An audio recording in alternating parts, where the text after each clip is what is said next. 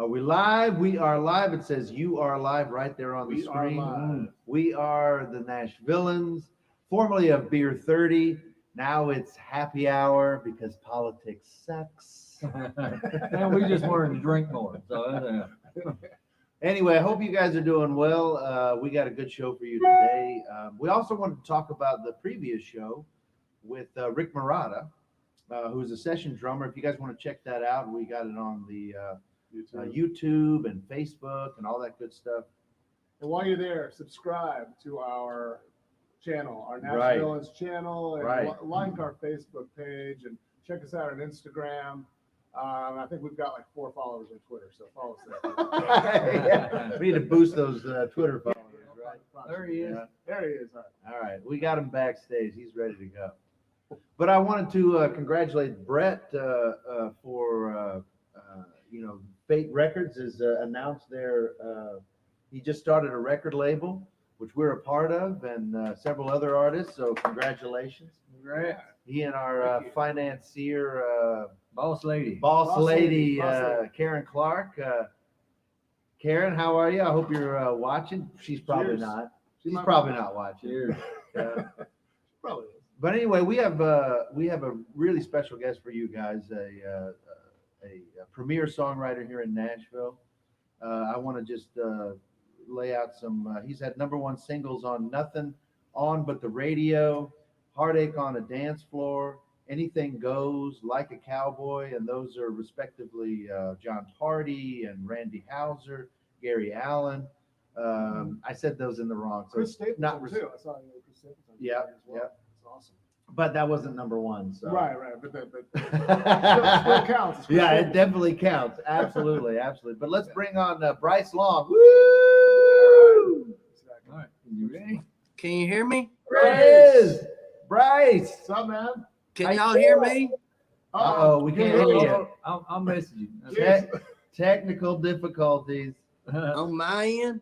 Oh, yeah, I think your He microphone says, must be on. I'm on, but I'm. We see you, but you're muted. There we go. Is that something changed? Is it Oh, on someone now? else is there. Yeah. Introduce your buddy. Oh, it's my wife. Can you hear me now? Is this going through the thing still? I don't think so. Maybe it's us. Here we go. Here we go. Cam, mic, audio. Yes, it is. It's us. Okay, cool. Because I thought There maybe we go. it Here all we are looked right. blaming Brice, and it's us all along. Yeah, Brice, it was us. Look at that. Tim Gates is on. Hey, boys. It was really Troy. Shut up. Hey, Brice. It wasn't me. Hey, Brice. Hey, fellas. Happy Y'all hour, can hear buddy. me? Y'all can hear me? Yes, sir. we can hear you got just fine. All right. Well, I'm glad to be here. Thanks for having me. Yeah. Thanks for being here. Thanks for bringing your beer. How you doing? I haven't had the pleasure, Brice. It's nice meeting you, buddy. Nice to meet you too, man. Yeah. So, Brice, where are you from, man? You and Scott are from the same area, huh? I'm from Kentucky. I'm from over around western part of Kentucky, around Hopkinsville, Katie's area over there. That's My pretty close to the folks. border. Hopkinsville's pretty close to the border of Tennessee. Is that right? Yeah, Yeah. not very far at all. Yeah. Yeah. Our hometowns are about 45 minutes apart. I'm from Beaver Dam. You're Heck yeah, down in Pennyrile there. You know. that's right. Penny Row. Yeah. That sounds pretty fun. It sounds southern. Everything, Pennyrile? everything sounds southern when you say it, man. Right. Yeah. So, but you guys met down here, right? I mean, here in Nashville. Yeah. We met through a guy named Harry Nelson, Yep. and he wanted us to get together and write. But both times we got together, we just ate and drank beer. Hey, man, it's got to start somewhere. Yeah. Hey, Brice, so give us the laydown, like how you started and how you got going in the industry. Oh, man, I started, God, I mean, I started playing when I was really, a kid. And then when I got out of high school, I was playing around the area where I was from. I'd played some shows, opened some shows for different artists. Sawyer Brown, Alan Jackson when he was Eddie Rabbit. And that's kind of where I met I was opening a show for Alan and Eddie in my hometown, and I met a guy named Clarence Spalding who went on to manage Brooks and Dunn and manages Aldine now. And I met him, I was 17, 18 maybe, I guess, something like that.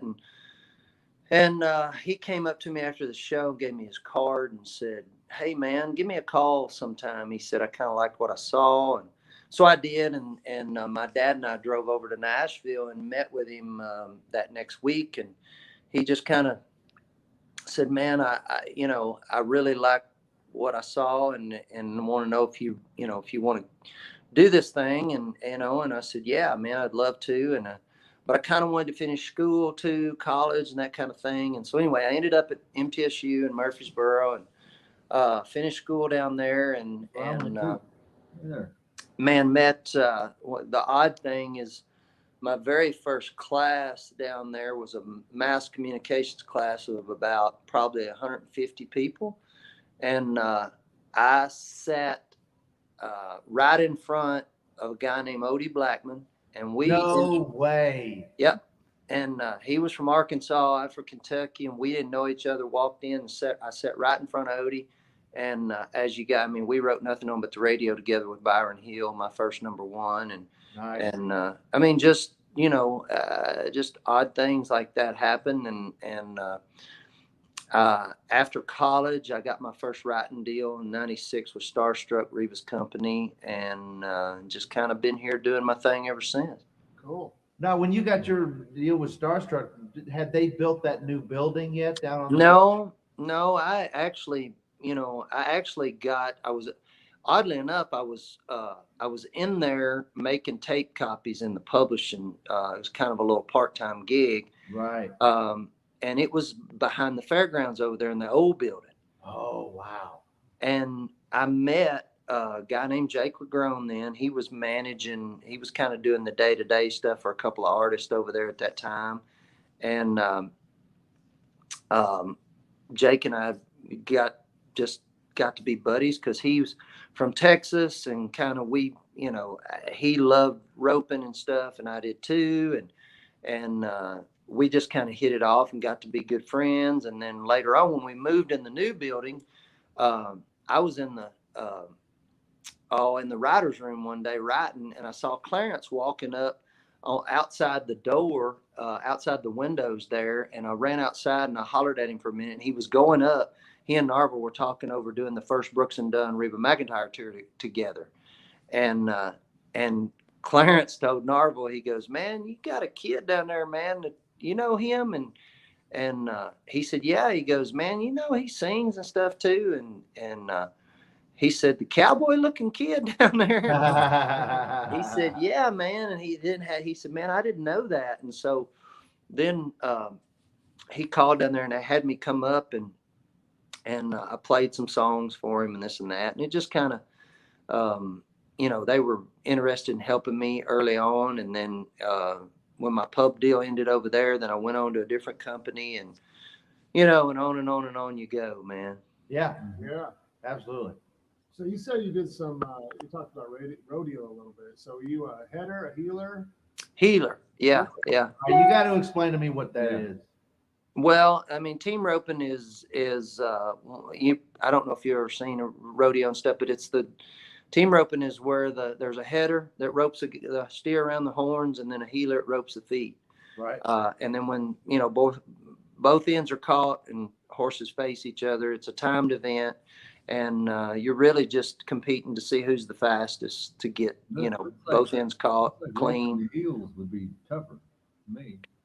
I mean, there's a lot more. I mean, healing's. I feel like it's tougher, but man, that heading, there's a lot more to it, man. They got a barrier in front of them. They got to get out clean. That way, it's 10 seconds added on. Out in the wash. Do what? It kind of evens out in the wash. Oh yeah, for sure. But I think healing is definitely a little tougher. But I think the pressure and stuff a lot of times is on those guys' heading. Oh yeah. Well, where did you learn to do that? How did you learn to do that? I mean, man, I've done it ever since I was young. I mean, I rode horses all my life, and my dad we had cattle, and And I had a horse when I was a kid, and then kind of met some buddies of mine up there where I'm from that team roped.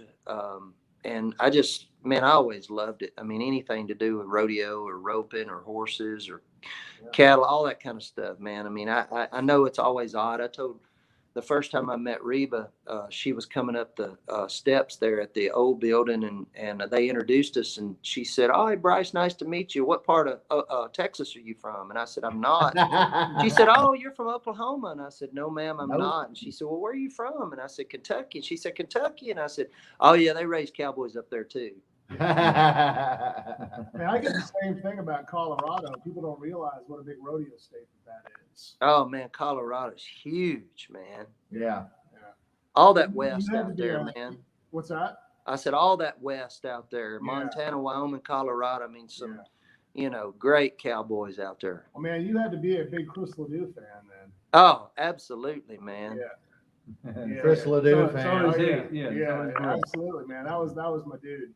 Yeah, it's hard to not like Bareback Jack and Copenhagen Cat. I mean, there's just so much of those that, and Chris was such a great artist too, man. I mean, he explained that world really well, in songs and such a cult following. And then when people finally, I remember having a tape or two of his early on and just really digging what he was doing, and then of course with Garth's success, man, and the whole world got to know him, and that was pretty special.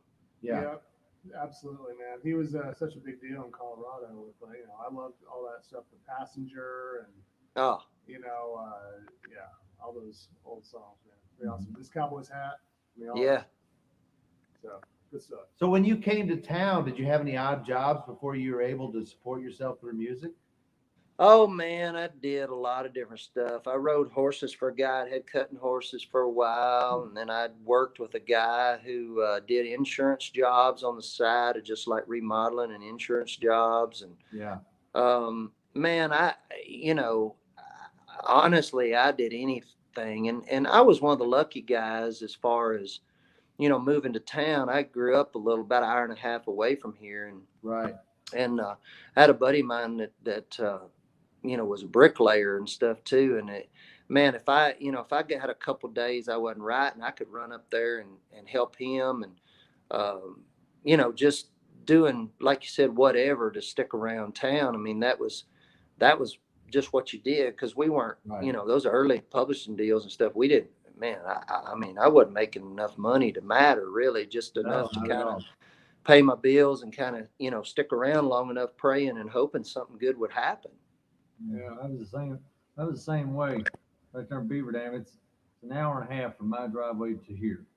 And I just going up home. My dad had done construction, on the construction company. I just go up for a couple of days. If I didn't have anything going on here, I'd go up, work with him a couple of days, Absolutely.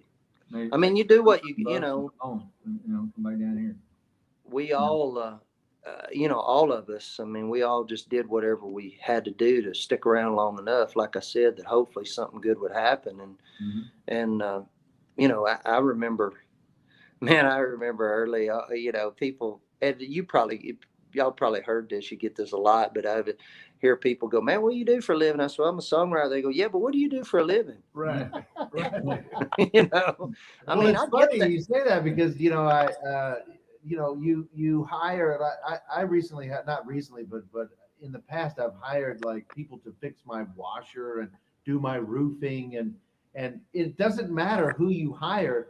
They're going to ask you what you do for a living. Yeah. And as soon as you say I'm a songwriter, I'm in the music business. Oh, I got a song. I had a song here, and in fact, I got roped into a couple of sessions with a guy that did my roof.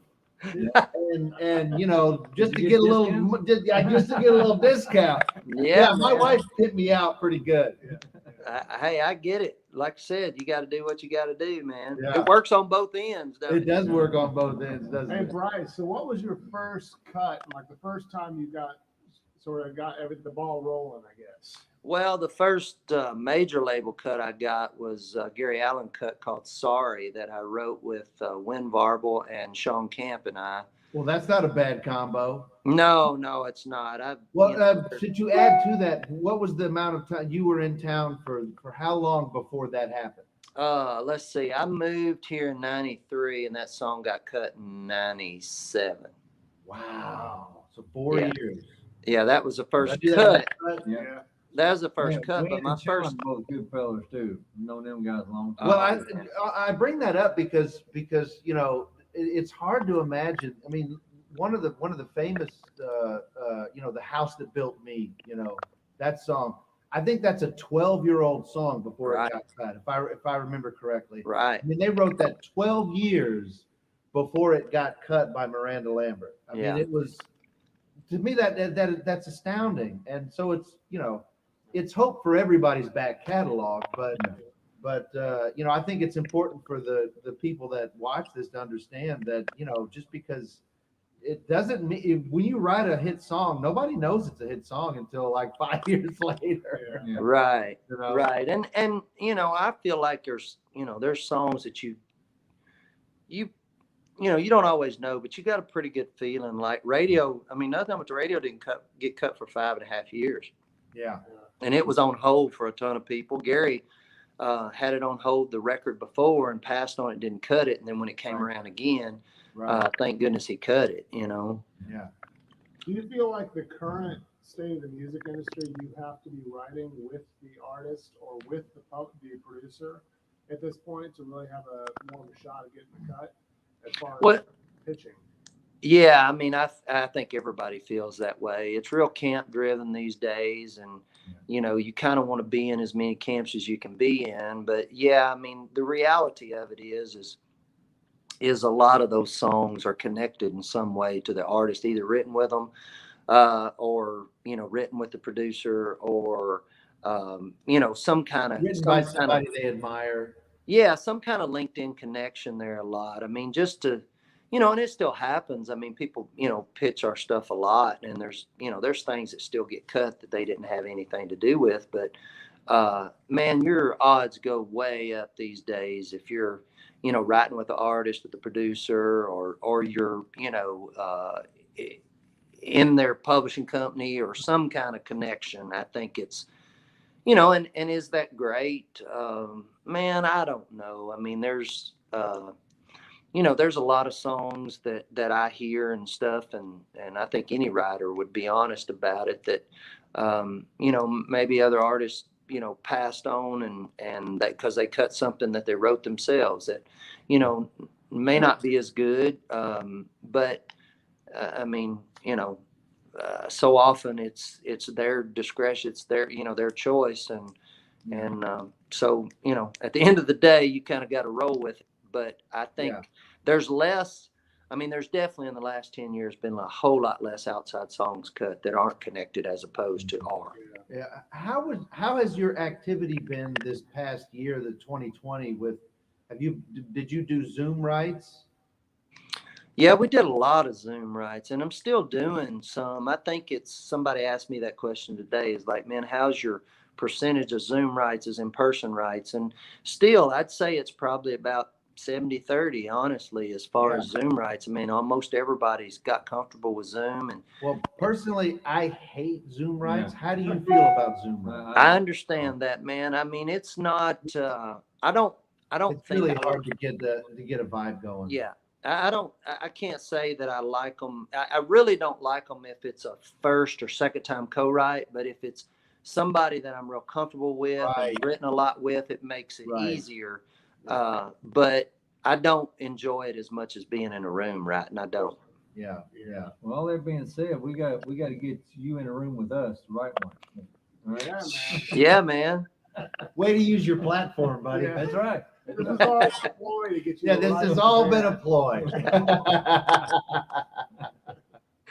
That's funny. So now you're at your current publisher is what? Sony. You're at Sony. How long have you been at Sony? 3 years. Nice. I was at Sony for about 4 or 5 years. in the late '90s, and Mm-hmm. yeah, I mean, I'm sure the people there now are completely different than they were then. But Right. when you were talking about going in and playing for when you were that young cowboy downstairs doing tape copy, going in and playing for the president or whatever. It reminded me of when I was at Sony and had to play for Don Cook and everything when I was a young gunslinger and everything. And You bet. yeah, it was a time, man. It was definitely a time. Hey, A little Brice, nerve wracking for sure. Nerve wracking for sure. Brice, Absolutely. how do you feel like your rodeo background, your where you grew up, and what you grew up doing, influenced your songwriting? Well, I think, I mean, a good example of that is a song called Like a Cowboy that was such, we got nominated for CMA Song of the Year for that song. Great song. And I mean, it was just, Randy and I, and oddly enough, a lot of people don't know Randy. I mean, he high school rodeoed some too, and loves all that, side of things. And he had brought up that day we were writing about, he said, man, you know how Garth and George always have like a rodeo song? And I said, yeah. And he goes, man, we need to write one of those. And so what came out of it was Like a Cowboy, and drawing on that kind of that side of the world. For him, he was thinking about the whole his life as a touring artist, but we just displayed it as the cowboy, which is the thing that I find more often than not is there's so many similarities in a like a rodeo cowboy that's a PRCA cowboy or something like that that's going to rodeoing for a living, kind of the same as like a singer, because especially if you're team roping or something, you're usually buddying with a couple other guys, and might be 2 or 3 or 4 of you in a truck and going down the road, or on a tour bus you've got yourself and 5 or 6 guys in the band, and you're pulling up, you're doing your show, they're competing, and that's off to the next one. So Right. I mean, there are a lot of You similarities. just relied on that metaphor going back and forth. You bet. And then Let me being ask you, gone, let me ask you a man. question about that song. It sounds like that song title came out of that conversation. So when you started that, do you remember how you started that song? Did it start with a verse or did you start with that title? No, it pretty much started just like, every time I fall, I get back up again. I mean, Yeah. that was just pretty much where we started, and we just kind of Yeah. ran with it. We knew that, the title was Like a Cowboy, and Randy is such I mean, he's, in my opinion, probably the best singer we've got. He's hard to beat, and Unbelievable voice that guy's got. great songwriter, great player. I mean, just melodically and everything. And it took us a little bit. I mean, that song didn't just fall out. I mean, Did you write that on the road or did you write that in town? No, I mean, I have written a ton of stuff with him out on the road on the bus. Yeah. Through the years, a lot of stuff actually, and he's cut several of them. But this song was written. It was actually written in Berry Hill at Keith Stegall's studio, because I was writing for Keith Yeah.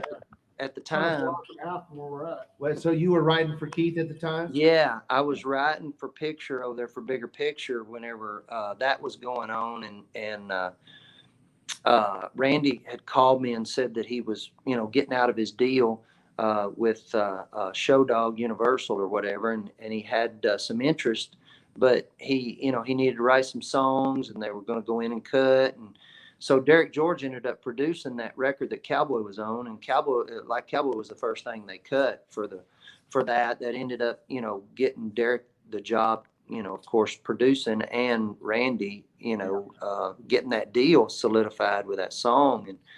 But he we wrote it over there, man. We wasn't on the road, and we probably booked 3 or 4 days, I guess, there, not necessarily all in a row, but we booked 3 or 4 days because he was really wanting to write some songs for a new record, and we wrote, I don't know, we wrote 3 or 4 things, I guess, probably, and Like a Cowboy, of course, was the one out of the bunch, and that made that record, and he cut it, and of course, you guys know the rest of the story, as they say. I mean, it was something I'm very proud of, man.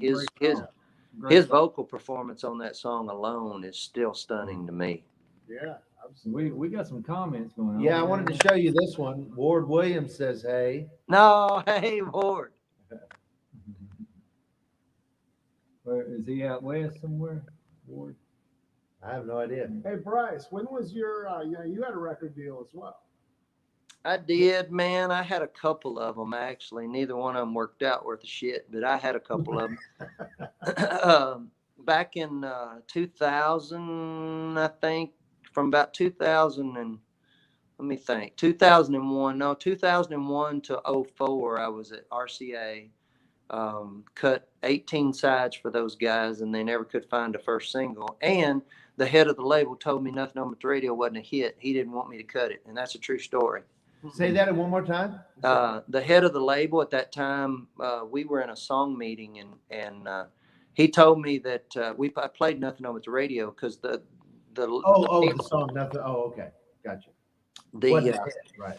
Yeah, he said he didn't. No, he said that's not what I hear for you. We don't need to cut that song. And I was like, okay. Oh. And then I left there and got signed at Sony the following year, and made a record, had my first single out, and the merger went back with Sony and RCA. So I ended up right back where I left. Yeah. And it was, man, it was just bad. They let me go again over there. Same head of the label. Right. Yeah. Politics is tough, man. Yeah. It's just, timing's everything, as they say. Yeah. Go ahead, Scott. So you do some charity work too, also. I do, man. We started back to back or something like that. Yep, back to back. It's a foundation that Carrie, my wife, and I started with some other volunteer folks up in Kentucky, where I'm from, and the first year was in we bought 5 families Christmas in 05. Right after Nothing But the Radio, I took some of the money that I made off that and bought families that couldn't have Christmas. Oh my God. Christmas. That's amazing, Brice. Awesome, It makes brother. me feel like such a heel. I bought a house when I got my first. Well, and the thing That's about amazing, bud. Good for thanks, you. man. But then after that, we did a show the next year to raise some funds, and went from 5 to I think 12, and then this past year we helped about 82 families have Christmas. Wow, that's amazing. Nice. That's Congratulations incredible, on that. They can. That's impressive. People can donate to that charity Yes, website, right? absolutely. Backtobackfoundation.org is, and there's a donate button on there, but it's yeah, it's where I'm from, and the coolest part of this whole deal is it's a volunteer thing. I mean, we've never taken a nickel from any we've raised. I've had a ton of friends. We have an auction table every year. We usually do a show. We did it last year, but it was, of course it was a Zoom kind of thing. And I don't know for sure what we're going to do this year yet because of, just where we're at and people actually getting in a place to come see a show like that. But we always do a songwriters round, and then I play with a band. And 2 years ago, I had Steve Warner come up and play. He was so kind and gracious to come do it. Casey James has done it for me before. A lot of great songwriters. All my buddies. Well, count us in if you need anybody. I don't know. Yeah. I don't know if you need anybody, and I don't know if we're worthy of it, but we're certainly available. Hey, But, man, back to back is kind of ambiguous. Is there a focus there that I'm missing? Because you're talking about Christmas and. Well, it's just, our whole thought was just like, that's, I got your back, you got mine kind of thing. And we just, okay, so it's kind of a general, I mean, it's sort of up to you. You sort of decide where the money needs to go. Well, we get these, what we do is we use our school system folks kind of point us in the right direction to families. And then we'll go visit them. And our thing is we try to make sure that nobody else they're not getting any help from anybody else, because what we do as a Christmas thing is it's really good for the family. I mean, the kids get things they need, something they're interested in. We buy for the whole family, and we have people volunteer to go shop, and every nickel we've ever raised up there has stayed in the community where I'm from, in Christian Trigg and Todd County up there where I'm from. That's right. all the money stays up there, and it's used. I mean, through the years, we've, they like, I know a couple months ago, a family had a big house fire and they lost everything. We were able to help them, and That's awesome. things like that. Beyond the Christmas thing, it's kind of like you find a need, you fill a need. Yeah, absolutely. Hey, Brice, awesome. Make sure you put the link to that in the comments for this, so people can actually click on it and go to your website. Okay, I don't know. I'm the worst. Yeah, you can worry about that later. Or just send it to us and we can do it for you. Okay, cool. Yeah, absolutely. Awesome.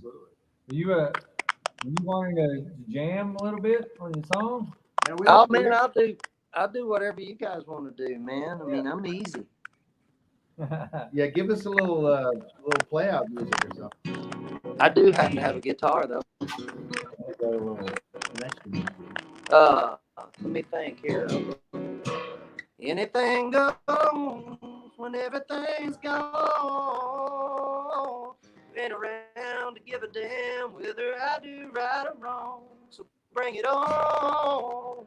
Anything goes when everything's gone. Nice, man. Great song. Jason Hauser, who?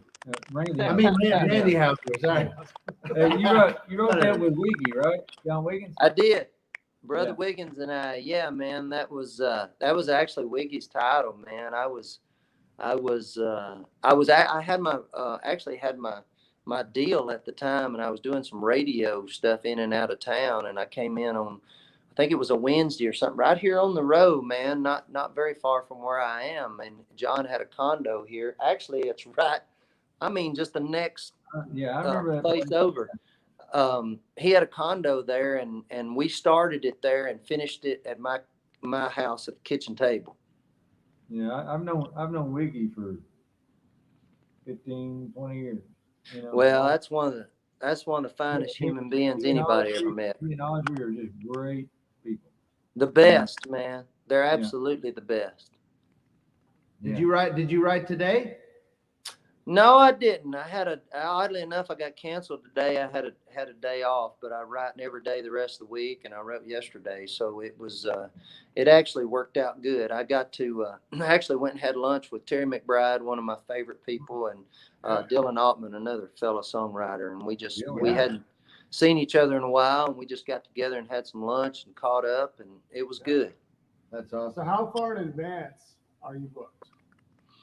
Oh man, I mean, because we want to book the next date. No, the next open date. That's true. That's true. I love these questions. No, that's true. But the reason I'm asking is because I want people to understand, they're watching this, how in demand, and how booked songwriters are for months in advance. Because we know. Well, I want let people that are watching this to understand. Yeah, I mean, I'm definitely booked through May. I mean, but there's stuff that's scattered in June and July and stuff like that. But as far as, keeping a book really, pretty much booked up. I mean, as far as days go through May, I know, but there's stuff, like I said, scattered in June and July. And the thing about it is none of us are able to play right now either, man. I mean, I would really. What else are you going to do? Yeah. And I'd really, if we had, like a couple of years ago, I probably played 80 dates, just songwriter shows and stuff like that. And when you put that in on trying to get, songwriter days and stuff, man, stuff fills up way, out in front. Yeah. So does Sony keep your book, or do you keep your own book? No, I let them do a lot of it. I mean, I do let them do a lot of it. I mean, there's certain things that I'll do, certain rights that I've done for a long time, and making sure that, I have certain people on there because I just enjoy what we've written and love writing with them. But they do a lot of it. They really do. They keep the majority of it. Cool. Brother, we won't keep you, too much longer here. You know? Oh man, I'm good. I can't see how long we've been talking. I can't see that far. You know, I got That's all right. Well, Yeah, Brice, zoom we in. really appreciate you being on with us, and we're going to have you back very soon. But Oh man, it's a absolutely. pleasure. Thank y'all for asking, man. I enjoyed it. This is pretty painless here. Yes, very painless. Very painless. Wait till you ride with us. Yeah. Well, have a good happy hour, and we appreciate you being here, buddy. Absolutely, fellas. Thank y'all. All All right, right, have a good one. Talk Take soon, care, Brice. brother. Awesome. Well, there we go. Another Yeah. happy hour in the books, which was formerly Beer 30, but because of the way the things are these days, Yeah. we're happy hour.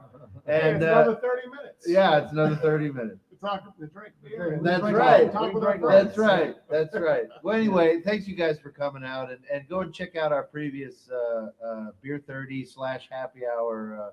Yeah. We had shows. Rick Morado last week. Well, We had- goodness, we've had a bunch. We had Billy Griffin before that from Yeah. the Miracles. I know we've had Leslie Satcher.